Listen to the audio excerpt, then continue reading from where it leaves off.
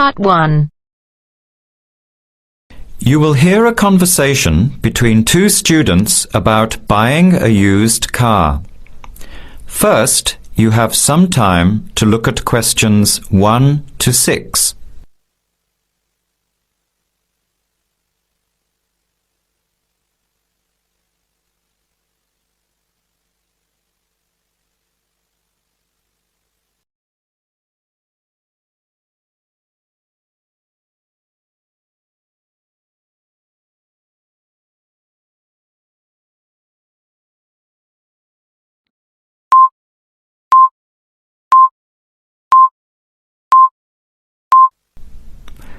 Listen carefully to the conversation and answer questions 1 to 6.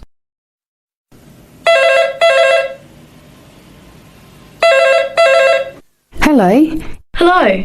Can I speak to Eleanor, please? This is Eleanor speaking. Hi. My name is Jan.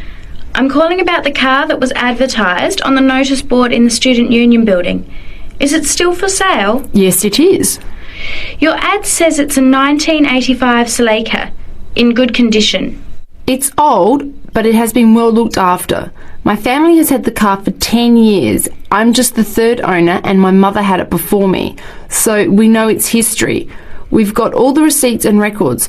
It's had regular maintenance and the brakes were done last year. It runs really well but looks its age. Why are you selling it, by the way? Well, I'm going overseas next month to study. I'll be away for at least 2 years, so I have to sell it. Unfortunately, it's been a good car. You want $1,500, is that right? I was asking $2,000, but since I need to sell it quickly, I've reduced the price. Would you like to come and take it for a drive? I don't live far from the university. Yes, I'd like to have a look.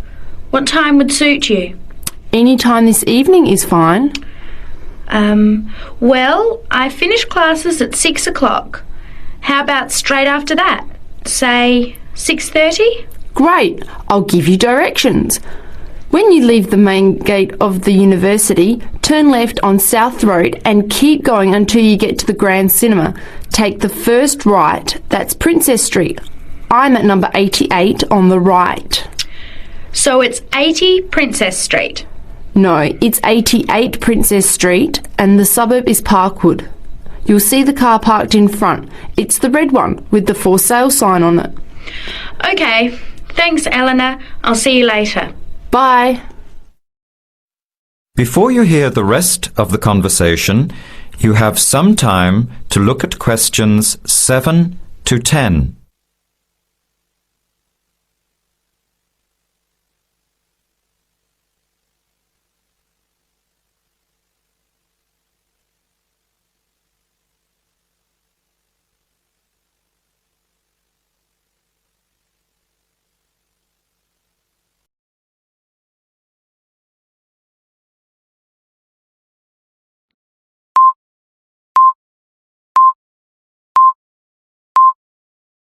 Now listen carefully and answer questions 7 to 10.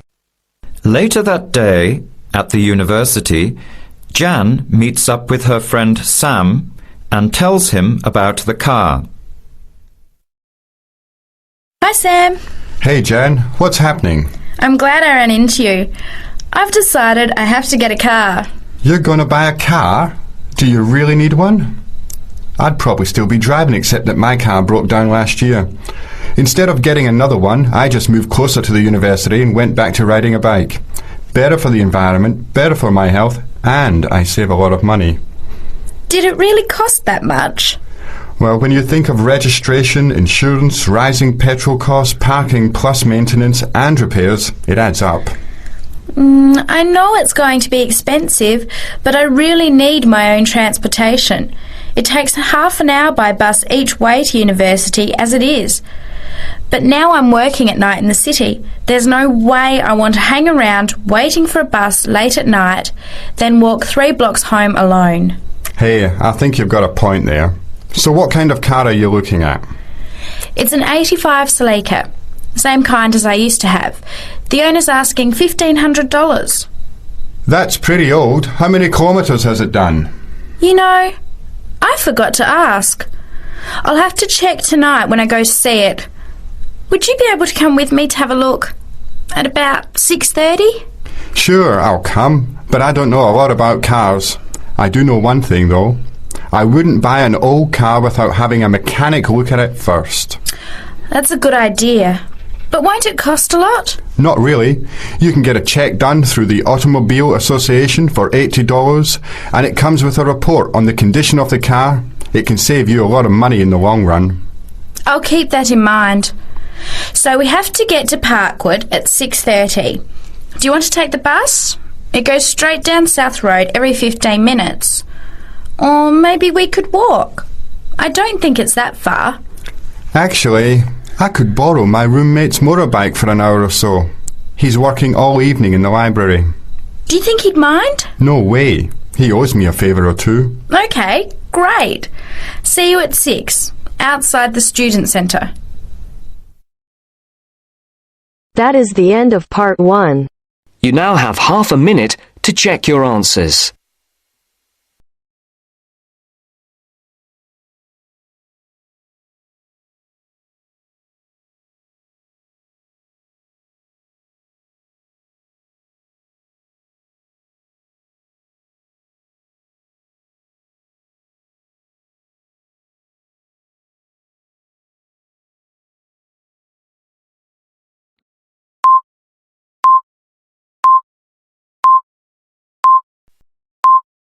Now turns to part 2.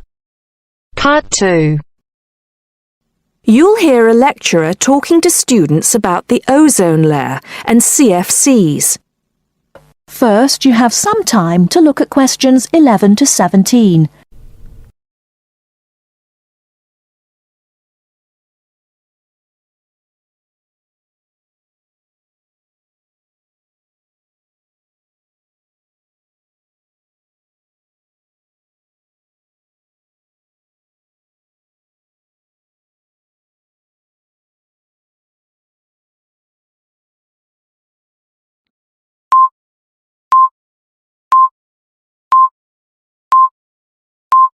Now, listen carefully and answer questions 11 to 17.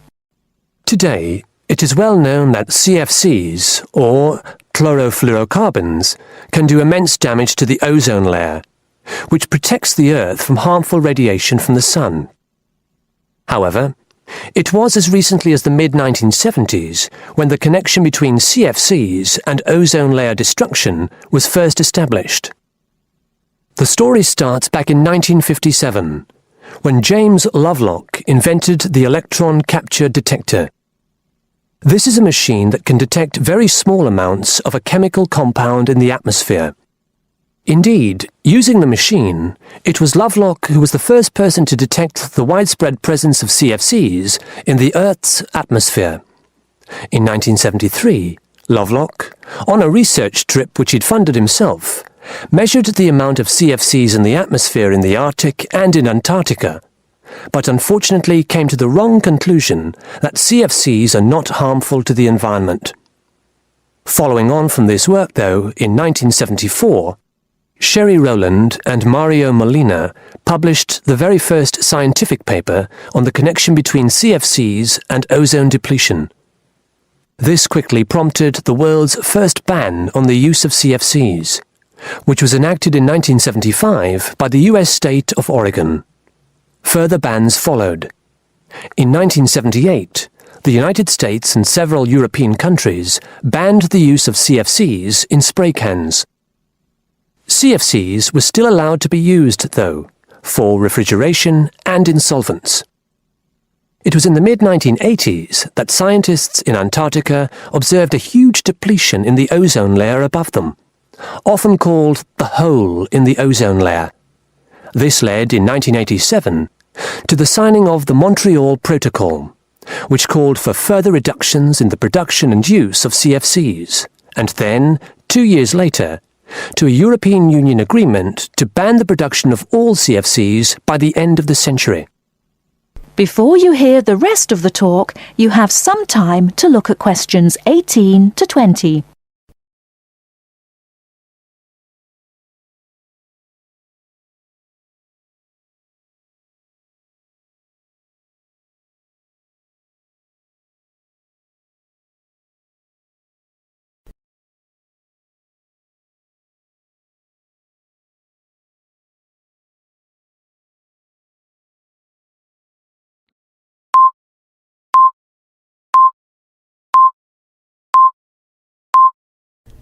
Now listen and answer questions 18 to 20.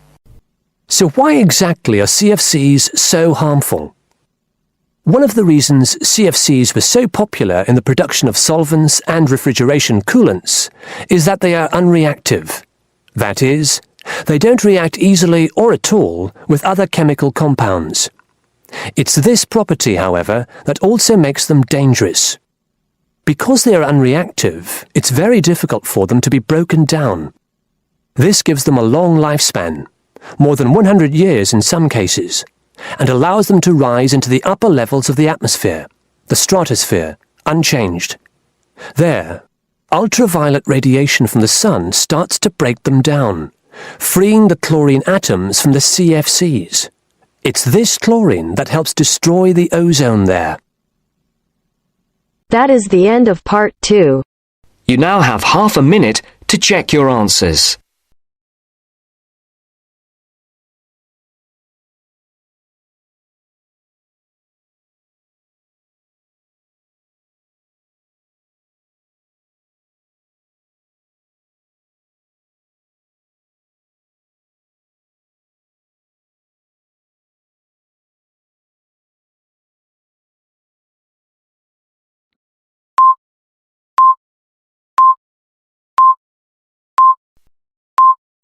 Now turns to part 3. Part 3. In this section, you will hear a discussion between 3 people in a university tutorial. In the first part of the discussion, they're talking about city traffic and the motor car. First, look at questions 21 to 24.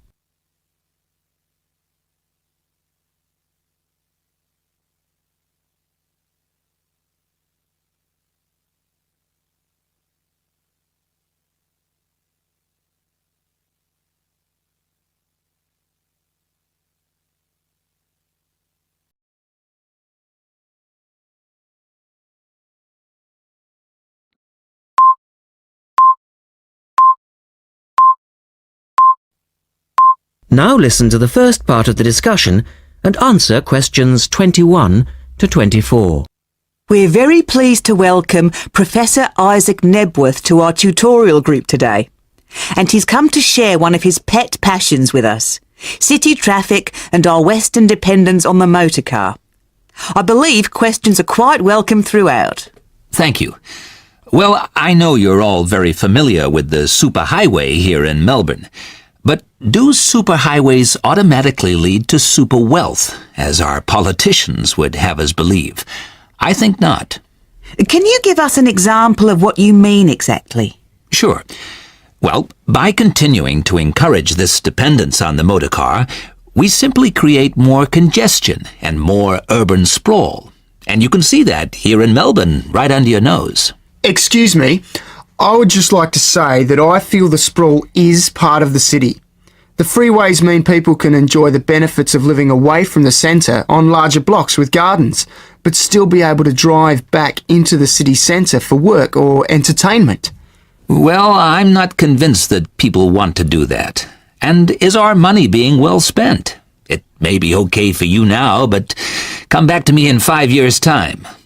Let's take CityLink, for example, the new freeway here in Melbourne. Well, I use the freeway all the time. I think it's great. Ah, yes, but it cost $2 billion to build, and you could have gotten 10 times the value by putting the money into public transport. If you give the automobile road space, it will fill that space, and you'll soon find you'll be crawling along your CityLink. But surely you cannot simply blame the car. Some of the blame must rest with governments and city planners. Well, there is an argument, surely, that building good roads is actually beneficial because most new cars these days are highly efficient.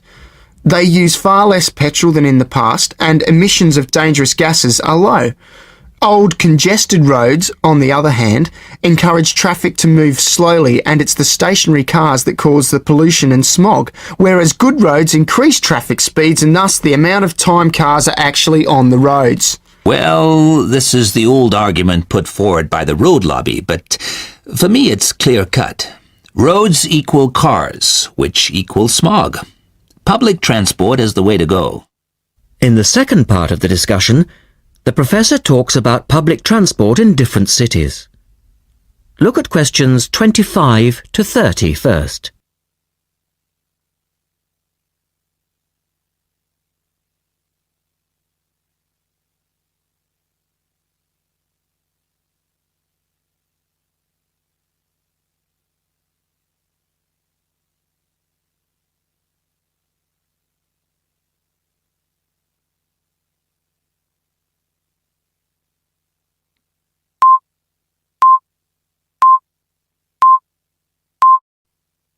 As you listen to the discussion, complete the questions about public transport.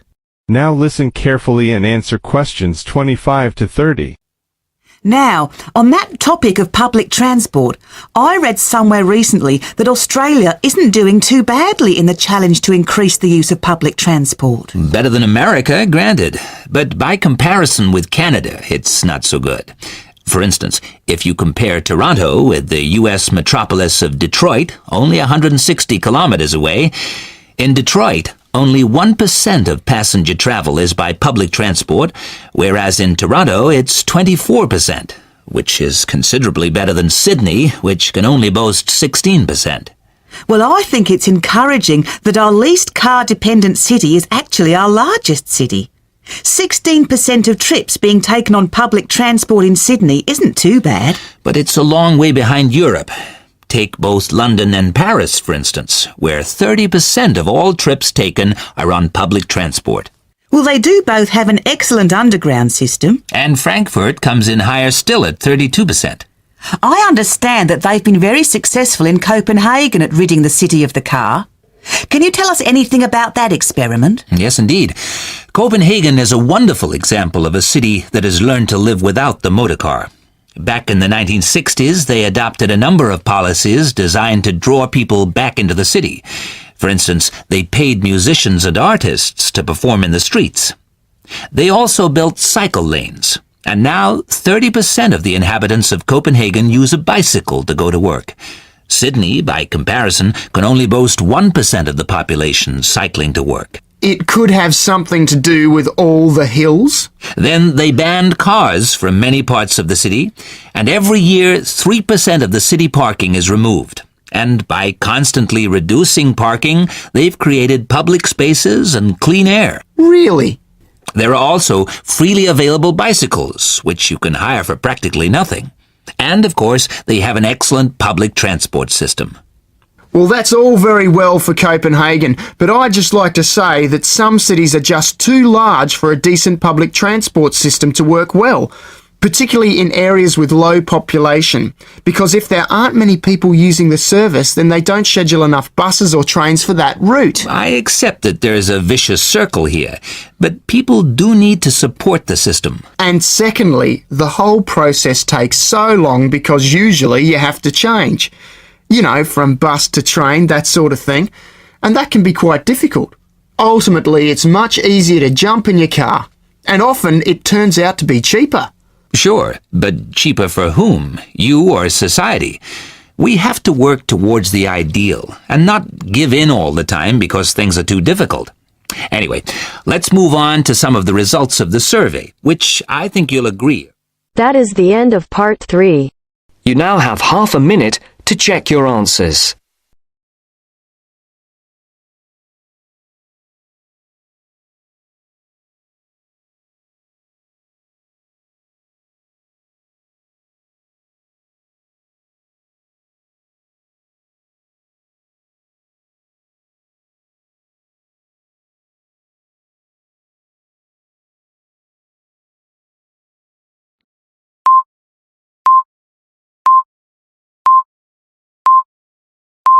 Now turns to part 4. Part 4. You will hear a postgraduate psychology student talking to other students about a job satisfaction study he has investigated. Before you listen, you have some time to look at questions 31 to 40.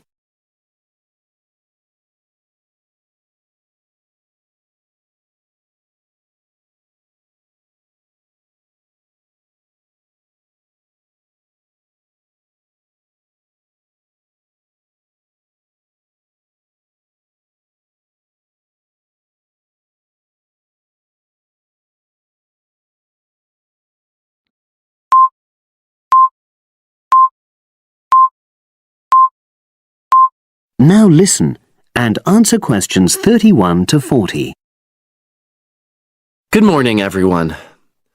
For my presentation today, I'm going to report on an assignment that I did recently. My brief was to analyze the methods used in a small study about job satisfaction, and then to make recommendations for future studies of a similar kind. The study that I looked at had investigated the relationship between differences in gender and differences in working hours and levels of job satisfaction amongst workers. For this purpose, employees at a call center had been asked to complete a questionnaire about their work. I'll summarize the findings of that study briefly now. First of all, female full-time workers reported slightly higher levels of job satisfaction than male full-time workers. Secondly, female part-time workers reported slightly higher levels of satisfaction than female full-time ones did. On the other hand, male part-time workers experienced slightly less job satisfaction than male full-time workers.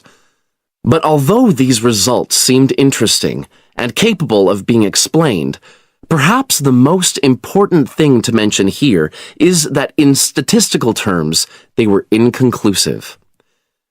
Personally, I was surprised that the findings hadn't been more definite, because I would have expected to find that men and women, as well as full and part-time workers, would experience different levels of satisfaction. So I then looked more carefully at the methodology employed by the researchers to see where there may have been problems. This is what I found. First of all, the size of the sample was probably too small. The overall total of workers who took part in the survey was 223, which sounds quite a lot, but they had to be divided up into subgroups. Also, the numbers in the different subgroups were unequal. For example, there were 154 workers in the full-time group, but only 69 in the part-time group. And amongst this part-time group, only 10 were male, compared to 59 who were female. Secondly, although quite a large number of people had been asked to take part in the survey, the response was disappointingly low. A lot of them just ignored the invitation. And workers who did respond may have differed in important respects from those who didn't. Thirdly, as the questionnaires had been posted to the call center for distribution, the researchers had had very limited control over the conditions in which participants completed them. For instance, their responses to questions may have been influenced by the views of their colleagues. All these problems may have biased the results. In the last part of my assignment, I made recommendations for a similar study, attempting to remove the problems that I've just mentioned. Firstly, a much larger sample should be targeted, and care should be taken to ensure that equal numbers of both genders and both full and part-time workers are surveyed. Secondly, the researchers should ensure that they are present to administer the questionnaires to the workers themselves. And should they require the workers to complete the questionnaire under supervised conditions so that the possibility of influence from other colleagues is eliminated. Finally, as workers may be unwilling to provide details of their job satisfaction when they are on work premises, it's important that the researchers reassure them that their responses will remain confidential, and also that they have the right to withdraw from the study at any time if they want to. By taking measures like these, the reliability of the responses to the questionnaires is likely to be increased, and any comparisons that are made are likely to be more valid. So, that was a summary of my assignment. Does anyone have any questions? That is the end of part 4. You now have half a minute to check your answers.